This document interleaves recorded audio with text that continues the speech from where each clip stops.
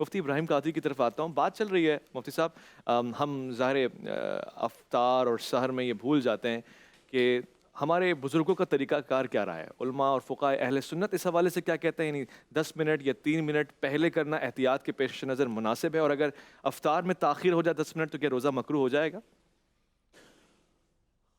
بسم اللہ الرحمن الرحیم. اگر آپ اجازت دیں تو میں وہاں سے شروع کروں جہاں سے آپ نے شروعات کی تھی. جی. حضور نبی پاک صلی اللہ تعالیٰ علیہ وسلم کی سیرت کا کوئی گوشہ عوام سے، علماء سے مخفی نہیں ہے.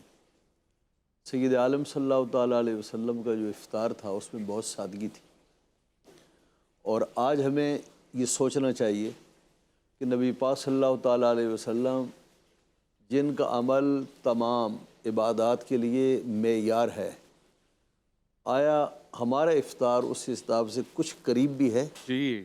کوئی تھوڑا بہت ناتا، کوئی مماثلت؟ رب، کچھ ایسا نظر آتا ہے؟ جو میں نے سمجھا ہے وہ یہ ہے، نبی پاک صلی اللہ علیہ وسلم کے دسترخوان کریم پر کھجوریں ہوتی تھیں، پانی ہوتا تھا.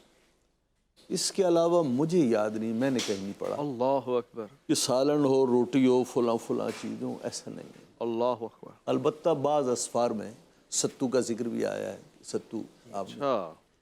لیکن فروٹ کی بھرمار ہو اور یہ چیز ہو، ایسا کچھ بھی نہیں ہے. آج ہمارے دسترخوان میں جو نبی پاک صلی اللہ علیہ وسلم کا افطار کا سامان تھا وہ ڈھونڈنا پڑتا ہے کہ کھجور کہیں سے مل جائے. جی جی جی. اور جو کھجور کو لیا جاتا ہے وہ تبرک کے طور پر لیا جاتا ہے تبرک. کہ بھئی سنت ہے. ہاں. تو سنت ایک کھجور کھانا ہے؟ یہ تو نہیں ہے سنت. ایک وہ کھجور بھی کسی کسی کو سوچتی ہے، ورنہ اگر لیا تو بس ایک کھجور لے لیا، ورنہ وہ پلیٹ جو ہے نا آپ کی کھجوروں کی ویسی کی ویسی بھری ہوئی ہے. جی جی ایسے ہی ہے. آپ فروٹ چاٹ کھائیں گے، آپ پکوڑے کھائیں گے، سموسے کھائیں گے، آپ جو ہے وہ چنے کی چاٹ کھائیں گے، اللہ بلا کھائیں گے، کوئی چیز نہیں چھوڑیں گے. یوں معلوم ہوتا ہے کہ سارے دن بھوکے رہنے کا مقصد یہی تھا کہ ہم دسترخوان پہ ہاتھ صاف کریں گے. جی. نبی پاک صلی اللہ تعالیٰ علیہ وسلم، صحابہ کرام علیہم رضوان، ہم نے کہیں نہیں پڑھا کہ ان کے دسترخوان پر اس قسم کی نعمتیں ہوں. ان کے دسترخوان پر جو چیز ہوتی تھی وہ یہاں کہیں بھولے سے رکھ دی جاتی ہیں. ایسی نبی پاک صلی اللہ تعالیٰ علیہ وسلم کی جو سحری تھی وہ بھی کھجوروں اور پانی کے ساتھ تھی. اللہ اکبر. دودھ پی لیا، اس قسم کی چیزیں کر لی. تو ہمیں یہ چاہیے کہ ہم نبی پاک صلی اللہ تعالیٰ علیہ وسلم کی سنتوں کو سمجھنے کی کوشش کریں. جی. روزے کے جو مقاصد ہیں جیسے علامہ نے فرمایا اس کو سمجھنے کی کوشش کریں. نبی پاک صلی اللہ علیہ وسلم نے فرمایا رمضان کے بارے میں کہ یہ شہر الصبر، یہ صبر کا مہینہ ہے. بتائیے ہمارے دسترخوان کو دیکھ کر اندازہ ہوتا ہے کہ یہ ماہ صبر ہے؟ اللہ اللہ.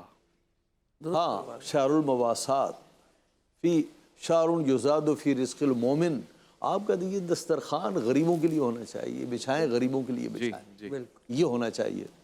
باقی رہا اوقات کا معاملہ، اوقات کے معاملے میں حضور نبی پاک صلی اللہ تعالیٰ علیہ وسلم جب وقت ہو جاتا تو آپ افطار فرما لیتے. مثال کے طور پر سفر میں تشریف لے گئے تو حضرت بلال نے کہا یا رسول اللہ وقت ہو گیا. آپ نے فرمایا ابھی رہنے دو. اس کے بعد پھر تو جب سورج ڈوبا اس وقت آپ نے فرمایا کہ آپ افطار کر لیا جائے. اور قرآن کریم نے فرمایا اچھا اتم الصیام الی اللیل، کہ روزہ مکمل کرو کب تک؟ رات آنے تک.